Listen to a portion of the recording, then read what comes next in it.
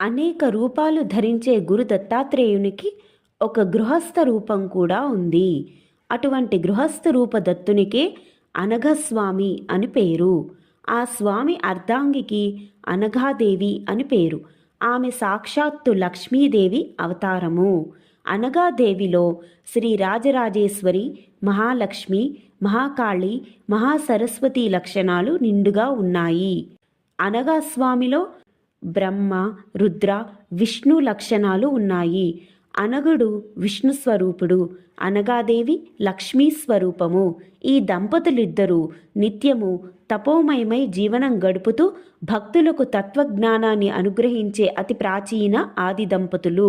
వారికే అష్టసిద్ధులు: అణిమ, లఘిమ, ప్రాప్తి, ప్రాకామ్య, ఈసిత్వం, వసిత్వం, కామావసాయిత, మహిమ పుత్రులై అవతరించారు.